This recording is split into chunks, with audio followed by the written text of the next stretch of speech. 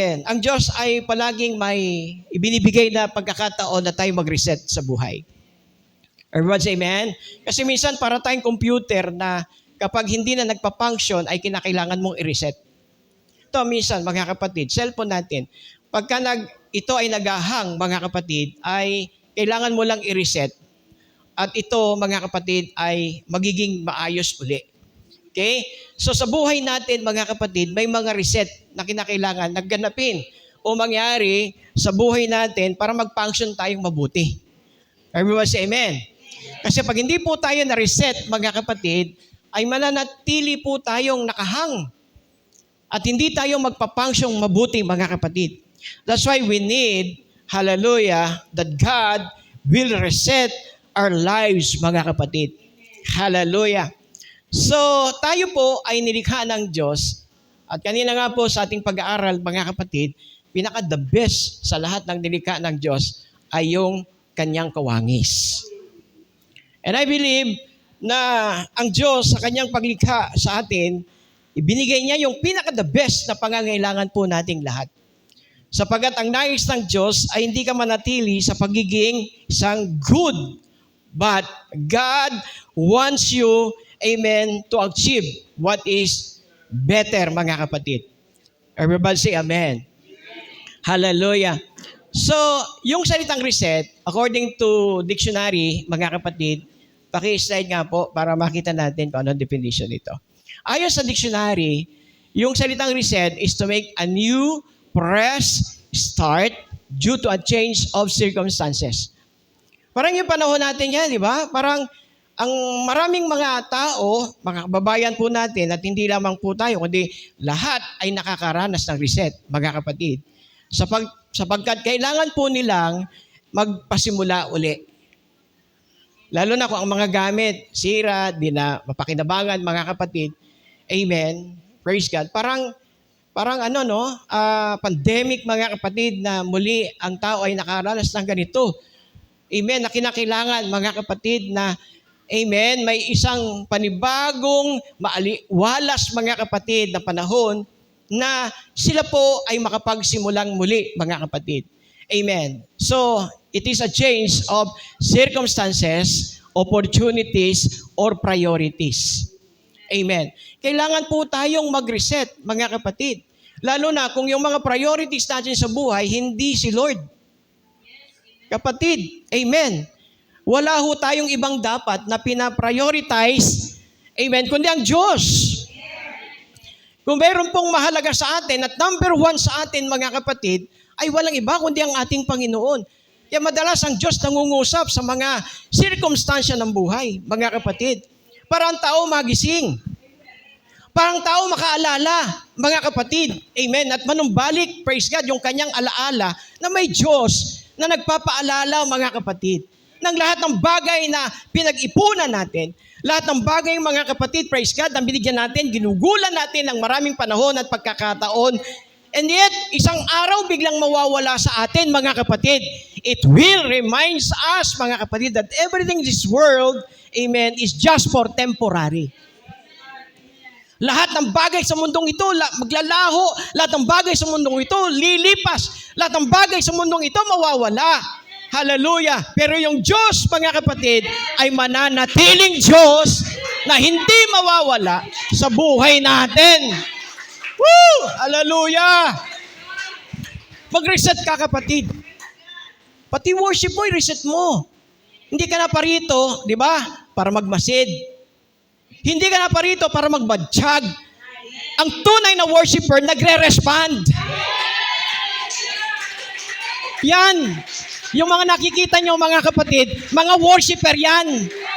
Hindi yan nagbubukas ng bangko, mga kapatid.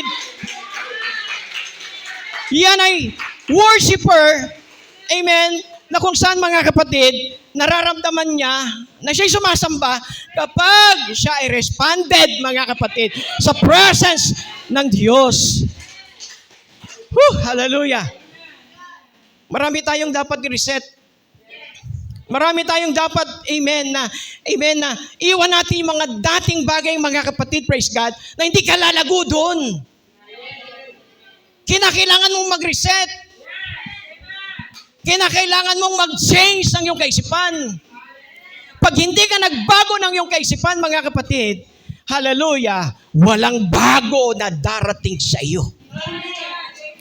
But if you are willing to change your opportunities, change your circumstances, mga kapatid, and opportunities, mga kapatid, the Lord will have something better for you. May mas magandang bagay, mga kapatid, na inihahanda ang Diyos. Walang masamang bagay na inihanda ang Diyos sa buhay natin. Lahat ng bagay na nangyayari sa buhay mo, kung masama man yan, permitted yan ng Diyos, mga kapatid. Sapagkat ang Diyos minsan, hindi lang sa mabuti kumikilos. Amen. Sometimes, ang Diyos kumikilos sa buhay mo. May mga bagay na hindi magandang nangyayari. Pero nandun ang Diyos, ino-orchestrate niya ang lahat ng bagay. Para, amen, magtiwala ka sa Diyos na yung pinaglilingkuran. Hallelujah. Praise God. Pag sinabing reset, from good life to a better life. Sinong gusto ng better life? Yes. Ako gusto ko yun. Sabihin niya natin, gusto ko yan, Pastor. Sinong gusto ng better life, mga kapatid? Amen. Amen. Ang Diyos may inihanda sa iyong better. Everybody say better. Hallelujah. Paano po tayo magkakaroon ng tinatawag na better life, mga kapatid? Praise God. Minsan ang buhay natin parang cellphone. Punong-puno tayo ng application. Ang dami nating mga ina-apply sa buhay. Pero meron bang Diyos doon na nakalagay? Meron lang ang apps to ng Bible. Pero gaano mo kadalas binubuksan ang application ng Bible?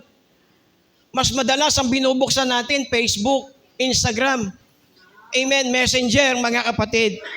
Pero yung application ng Bible, bihirang-bihira nating binubuksan. Kaya nade-drain ka. Maraming Christian drain. Bakit drain? Wala kasing press. Amen, revelation coming from the Lord. Amen. Nakatanim nga siya, pero hindi siya nakatanim, amen, sa tabi ng ilog na sinasabi ng Psalms, mga kapatid. Kaya kung bakit, amen, hindi siya natutuyan sapagkat may fresh water. Inaagusan siya ng tubig, mga kapatid. You need the Word of God. We need, mga kapatid, press the Word of God, mga kapatid, para hindi tayo magiging lanta. Na kahit may pinagdaanan kang bagyo sa buhay, mga kapatid, and yet, hindi ka natutuyuan. Amen. Masigla ka na nagpupuri sa ating Panginoon. Praise God. Yan yung mga taong nagre-respond, mga kapatid. Amen. Pumapalakpak. Praise God. At may paggalang sa Diyos, mga kapatid. Hallelujah. Sapagkat ganun mo nararamdaman ay kay sariwa, mga kapatid. Bakit? Sapagkat sagana ka sa tubig ng buhay, mga kapatid, na nagmumula sa ating mahal na Panginoon. How to reset? To reset is to move from the good life to a better life. Amen. At magkakaroon po tayo, mga kapatid, praise God, ng pagiging better life kapag tayo ay magre-reset. Ano ibig sabihin nun? I-set mo yung priorities mo kung ano ang dapat na magiging priority mo sa buhay. Hello? Dapat ang priority mo si Lord. Amen. Dapat ang priority mo ay ang Panginoon, mga kapatid. Praise God. So dito, mga kapatid, may mga bagay po tayong i-eliminate para tayo, mga kapatid, ay magkaroon ng better life, mga kapatid. Praise God. Tingnan nga po natin yung una. Tatlo yan eh. There are 3 things that needs to eliminate. And number 1, eliminate unholy things that hold you back. Ano yung mga bagay na unholy na kinakailangan i-eliminate po natin? Kailan lang po ba tayo, mga kapatid, nagiging holy? Dapat hindi lang araw ng linggo. Dapat ang buhay natin, mga kapatid, praise God, from Monday to Sunday, mga kapatid, from Sunday to Monday, Monday to Sunday, praise God, tayo po ay nagiging banal sa harapan ng Panginoon.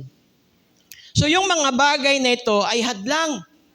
Ano yun? Yung mga unholy things, mga kapatid, na sinasabi ng Scripture, therefore, we also, since we are surrounded by so great a cloud of witnesses, let us lay aside every weight and the sin which so easily ensnare us, and let us run with endurance the race that is set before us. Amen. Alisin natin, alin? Yung mga nagpapabagal. Yung mga bagay, mga kapatid, na humahadlang sa'yo. Mga kapatid, praise God. So yung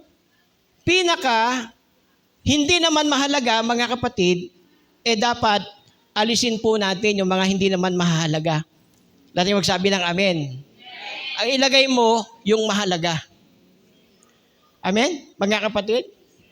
Parang ito Bakit ba ito, mga kapatid, amen, na-imbento? Ang unang-unang dahilan kung bakit ito na-imbento, bago pa man yung Facebook Messenger, amen, ay para makatawag. Amen?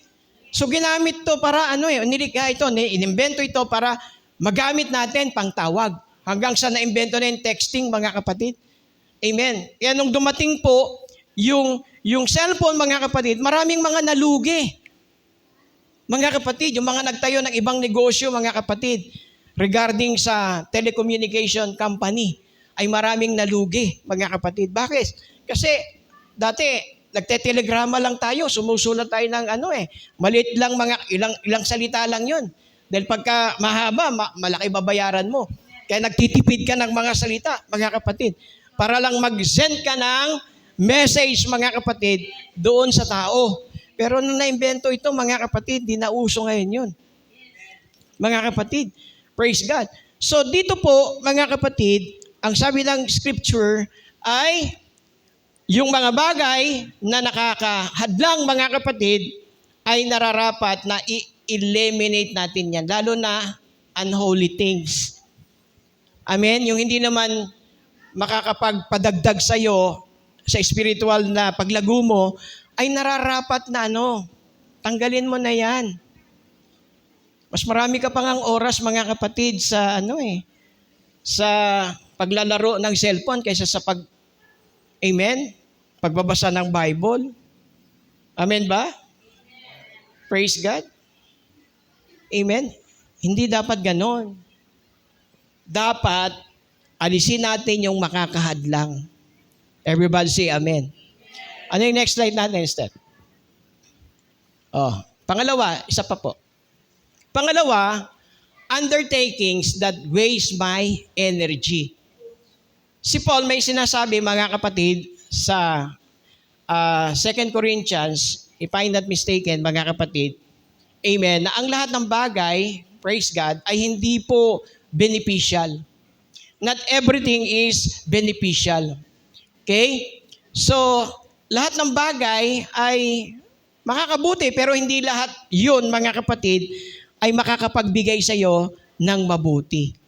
Lahat magsabing amen. Praise God. So, una, eliminate what doesn't matter and emphasize what matters. So, ano ba yung mas mahalaga? Kung ano yung mas mahalaga, yun ang dapat nating binibigyan ng importansya. Hello? Praise God. At dito, mga kapatid, kailangan po na yung mga bagay na makakapag-waste ng iyong energy, katulad niya ng cellphone na sinabi ko kanina, kaya madaling nalolobat ito. Bakit? Kasi lahat ng application ginagamit mo. Kaya, yung application, mga kapatid, amen, kapag ginagamit lahat, ano nangyayari sa baterya? Amen? Nalolobat. Why? Kasi marami kang application na ginagamit. Hallelujah. So, ang buhay natin, mga kapatid, ay nararapat po na yung mga bagay na hindi naman mahalaga ay huwag nating bigyan ng halaga. Amen po ba? Kung ano yung mahalaga, yun ang dapat po nating bigyan ng halaga. At kung mahalaga sa iyo ang Diyos, binibigyan mo siya ng importansya. Amen ba? Kung mahalaga sa iyo ang Panginoon, siya ang priority mo. Bakit? Sino ba nagbibigay ng blessing mo? Di ba siya? Sino ba nagbibigay ng buhay mo? Di ba siya? Amen? Kaya kung meron tayong dapat, mga kapatid, na bibigyan ng priority sa buhay, ay walang iba kundi yung Diyos, mga kapatid, na siyang pinaka-resources ng buhay natin. Whew! Walang iba. Amen. Ang resources natin, mga kapatid, ay yung lumikha sa atin. He is the source of everything. Amen. Kaya kapag siya, mga kapatid, ang priority mo, amen, tiyak, mararanasan mo, amen, yung magandang buhay na ibinibigay ng Panginoon, mga kapatid, sa bawat isa na binibigyan ng halaga ang Diyos, mga kapatid. What next, Sister Annie? Ano yung mga bagay na i-eliminate natin? Pangatlo, yung unhealthy habits. Hindi lahat ng habits masama. Pero may mga habits na masama. Hello? May mga bagay po na i-eliminate natin, especially kapag hindi nagbibigay, amen, ng magandang resulta sa ating kalusugan. Halimbawa, pagdating sa ibang bagay, pinagpupuyatan mo. Gising na gising ka. Yung mata mo, dilat na dilat. Tapos pagdating mo sa church, ang sarap palang umatin sa inyo kasi nakakatulog ako doon eh. Lalo na, kapag nagpipreach yung pastor nyo, ang sarap ng tulog ko. Praise God. Hindi ho dapat ganun, mga kapatid.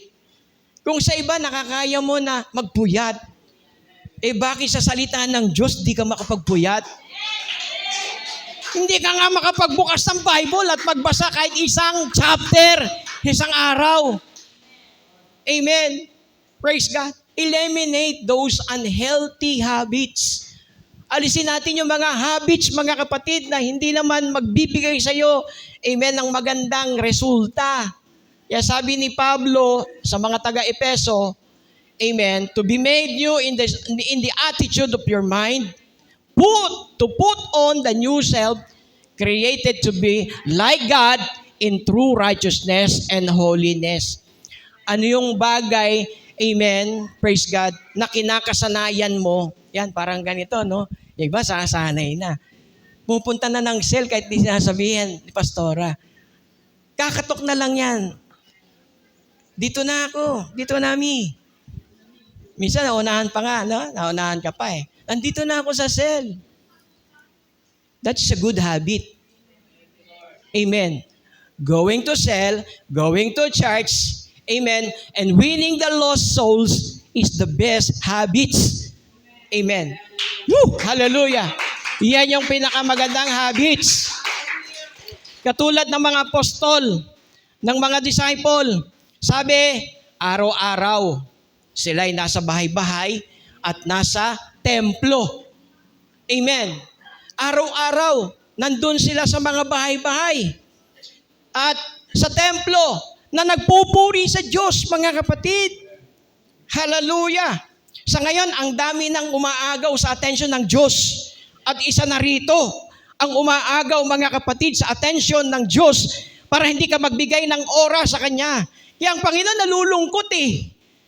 Kaya yung iyak ng Diyos, mga kapatid, yon. Maraming tao, lubog sa baha. Umiyak ang Lord, nalulungkot siya eh.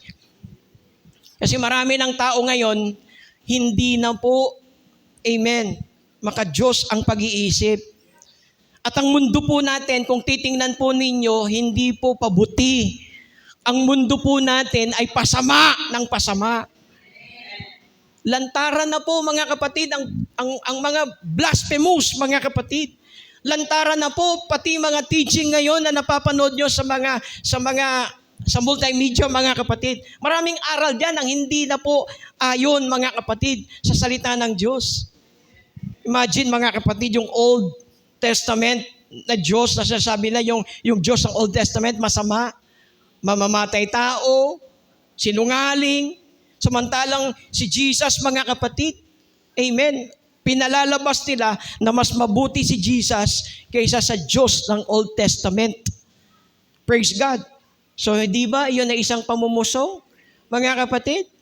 Amen. Tandaan po natin, God is not only a God of love.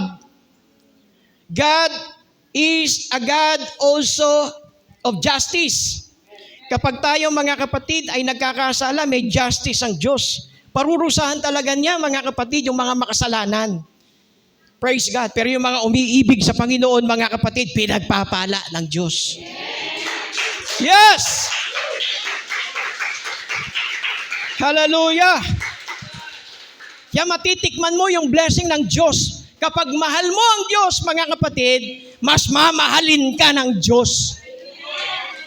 Kasi siya yung tunay na nagmamahal mga kapatid.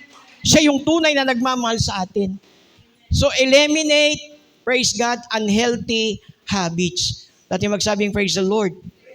Hallelujah. Praise God. And then what next mga kapatid?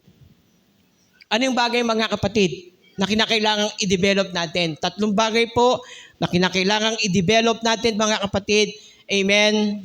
Yung magagandang habits na yan. Number 1 mga kapatid, you must know to manage your time. Tayo ay ginawang manager ng Panginoon. Hello. Lahat tayo, pare-parehas tayong binigyan ng Diyos ng parehas na oras. Lahat tayo mga kapatid may 24 oras.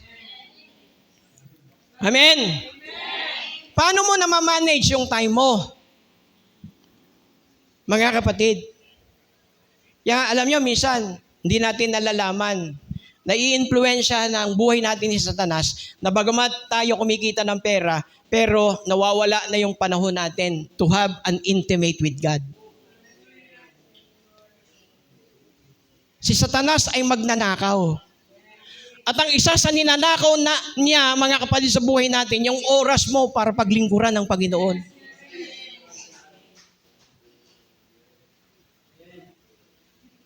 Maraming tao, mas gusto, mga kapatid, yung mga bagay, mga kapatid, sa mundo, kaysa gustuhin yung mga bagay na gusto ng Diyos.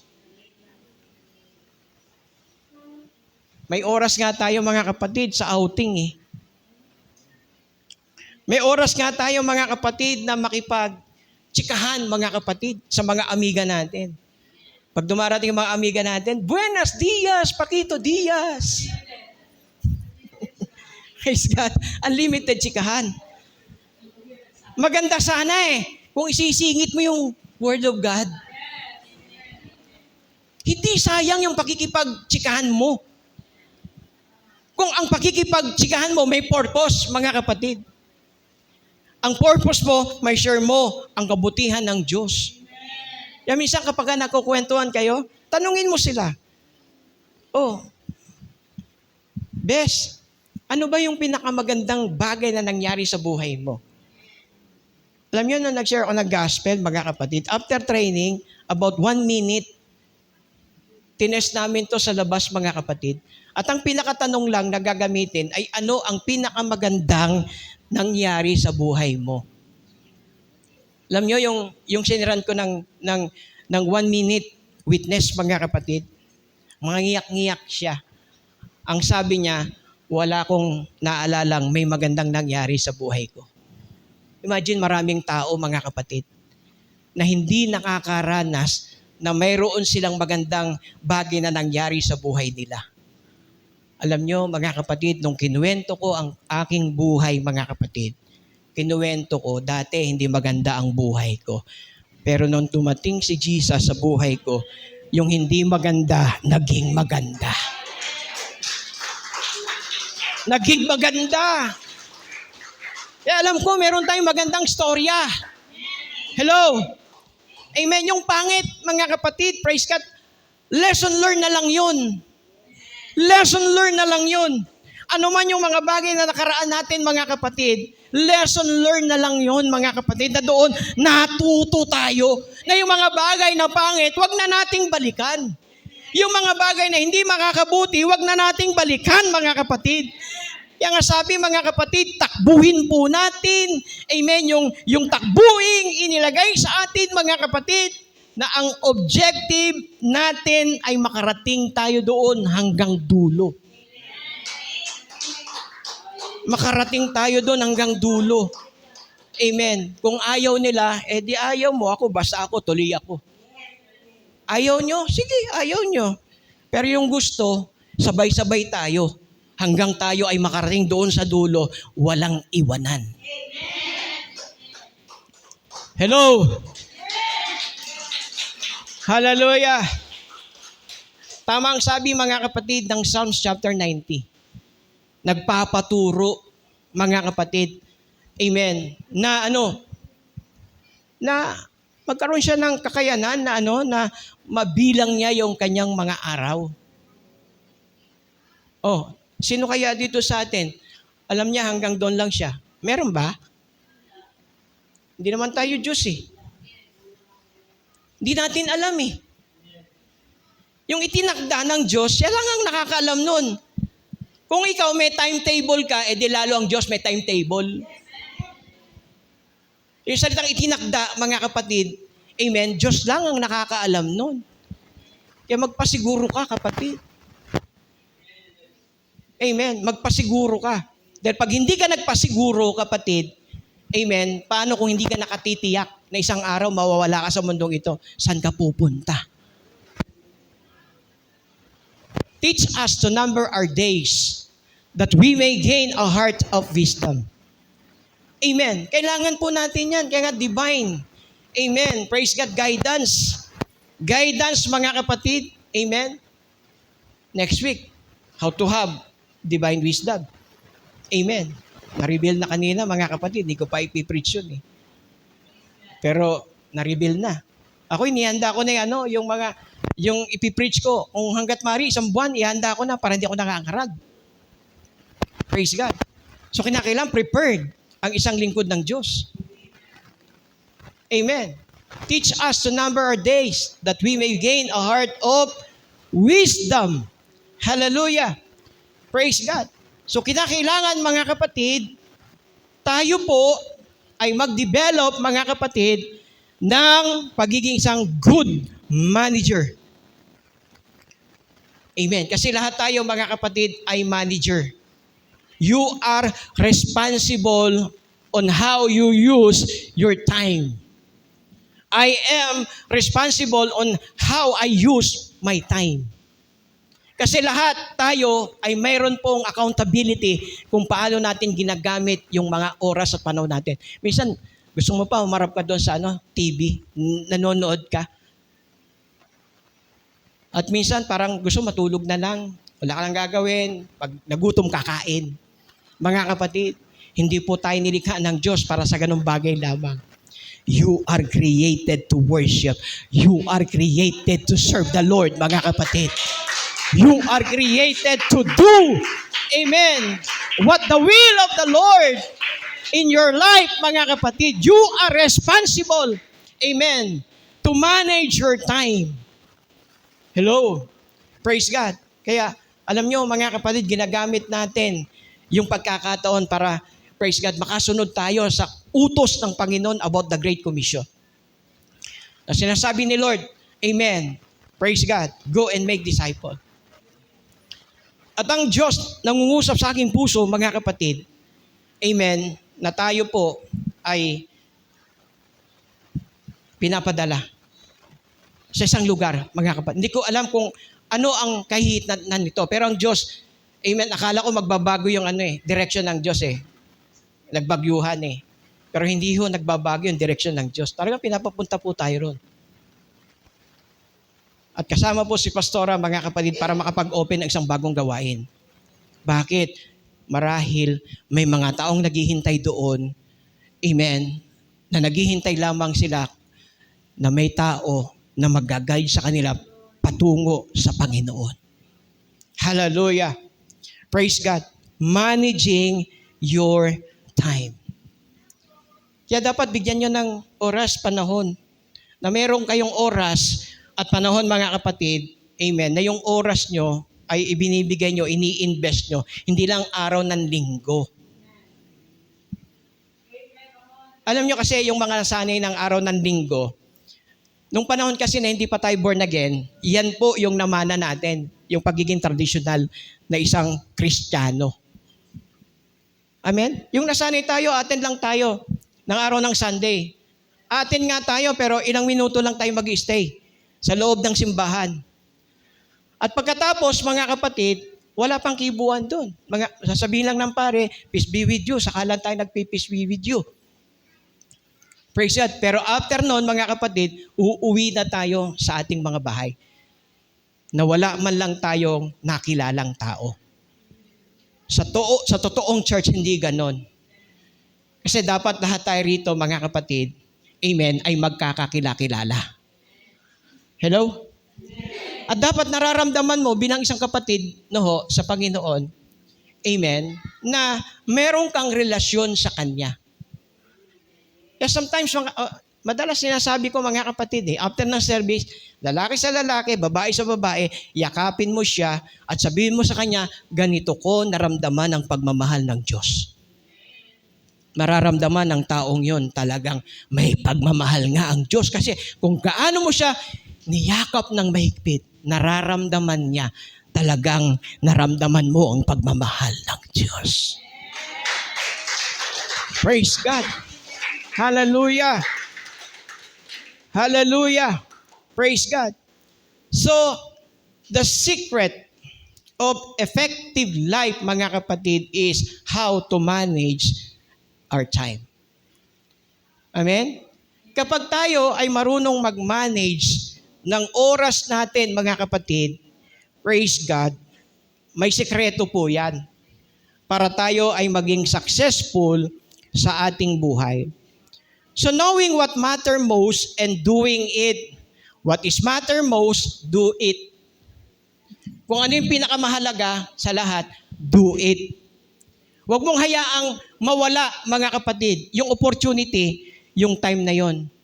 Alam nyo kung bakit? Ang pera mawawala, pwedeng maibalik. Pero yung oras kapag ka nawala, hindi mo na pwedeng ibalik. Lahat magsabi ng amen. We can get more money, but we can never get more time. Kasi 24 oras lang ang meron tayo, mga kapatid. Amen. At dapat, mga kapatid, bigyan natin ng kahalagahan, mga kapatid, yung oras at panahon na yun. Lahat magsabing, praise the Lord. Praise the Lord. What next, sister? Sige po.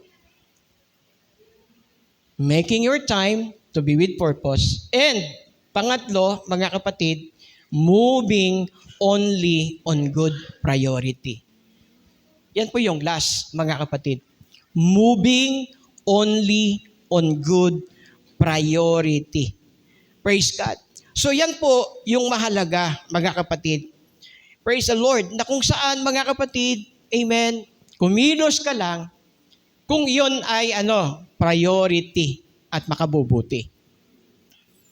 Amen po ba, mga kapatid? Praise God. So dito po, katulad ni Mary, na kung saan itong taong ito ay naging mas mabuti at pinili yung mas priority. Ano yung mas priority ni Maria? Magkaiba po sila ng interest.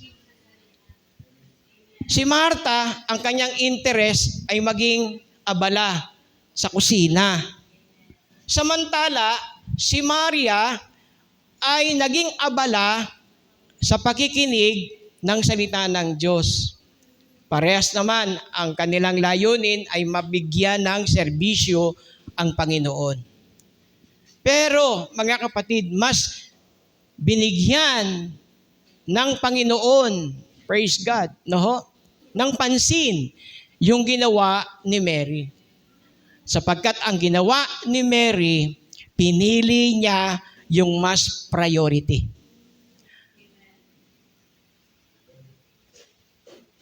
Kung natuwa si Lord, sino ang mas kinatuwaan niya? Si Martha o si Mary? Sa church, may dalawang klase, mga kapatid. Si Martha o si Mary.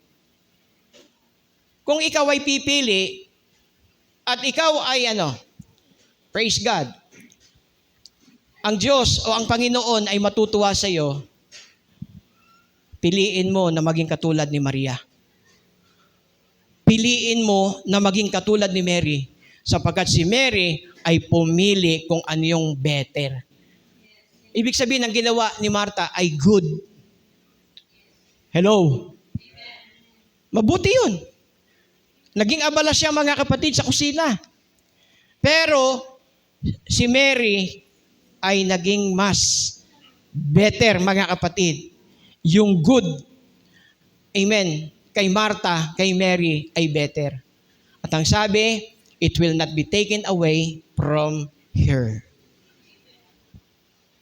Sayang oras, sayang yung mga panahon na dapat si Martha ay naroon nakasama ni Mary. Amen? Dahil katulad ni Mary, yung pinili ni Mary ay mas mabuti and it will not be taken away from her. Praise God. So mga kapatid, this morning, kung may mga bagay po na dapat i-reset sa buhay natin, ay magpa-reset na tayo. Huwag na nating hayaan, mga kapatid, na isang araw, kaya ka lang magre-reset kapag ka nakahiga ka na dahil sa karamdaman. At nangangako ka na kay Lord, pag gumaling ka, saka ka maglilingkod sa Panginoon. Maraming ganyan, mga kapatid. Kaya lang, ipinapangako, mga kapatid, amen, kasi nandun na siya sa kalagayan, mga kapatid, amen, na hindi niya na kayang tumayo. Kapatid, hanggat kaya mong tumayo at kaya mong maglingkod sa Diyos, mga kapatid, that is the time. Ito yung panahon, mga kapatid, na habang may lakas tayo, amen, instead na magtatambay lang tayo, mga kapatid, sa bahay natin, samahan mo ang iyong mga kapatid, praise God, sa mga cell group, mga kapatid. Samahan mo, mga kapatid, ang iyong mga kapatid, praise God, na nagpapa-under ng process, mga kapatid, sa loob ng church. Why? Sapagkat yung mga taong yan lumalago, mga kapatid. Hallelujah. Hindi ka lalago kapag sineset mo ng tama yung priority mo sa buhay. Praise God. Hallelujah. Kaya dito po, mga kapatid, hallelujah, salamat sa Panginoon sapagkat tayo ay nire-reset ng Diyos. Alam niyo ang direction ko, mga kapatid? Kung sino nagda-direct sa akin at nire-reset ako, Diyos lang yun, mga kapatid. Uulitin ko po, ang accountability ko wala sa denominasyon. Hindi ako tinawag ng denomination. Tinawag ako ng Diyos, mga kapatid, para gawin yung kanyang misyon na ipinapagawa sa akin. Praise God. Ang accountability ko ay nasa Panginoon lamang. Praise God. Nasa Kanya lamang. Gumawa ka lang. Kumilos ka lang. Ang Diyos ang bahala kung saan Kanya ida-direct. Hallelujah. Praise God. Tumayo tayong lahat, mga kapatid. Oh, hallelujah. We need His direction. Kung sa buhay mo, kapatid, may mga bagay na dapat i-reset sa iyo. Ano ang gusto mong ipa-reset sa Diyos? Ano ang gusto mong ipabago sa Diyos, mga kapatid? Hallelujah. Ikaw at ang Diyos ang nakakaalam kung ano yung mga reset na dapat i-reset sa iyo. Kung hindi mo ipare-reset yan, kapatid, mananatili ka sa ganyang kalagayan. na hindi mo nakikita,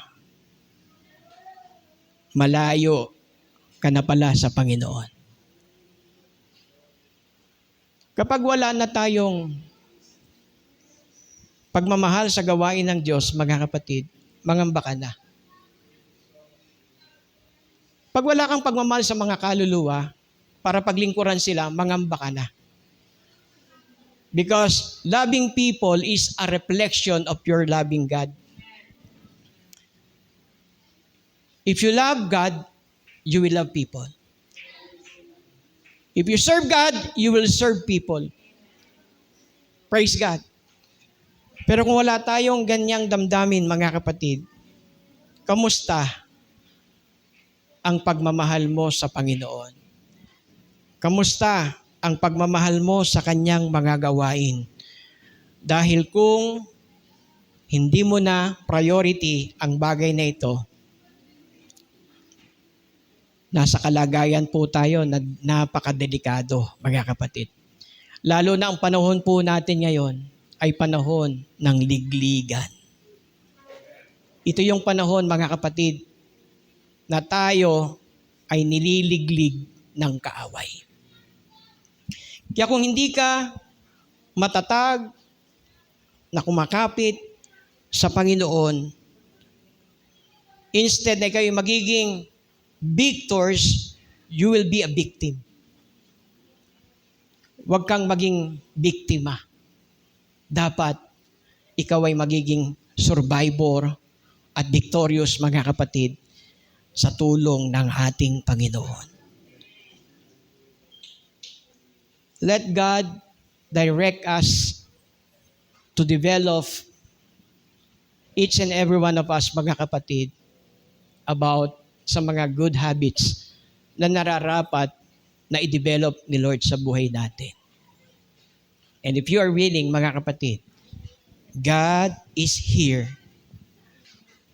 to mold you according to His purpose.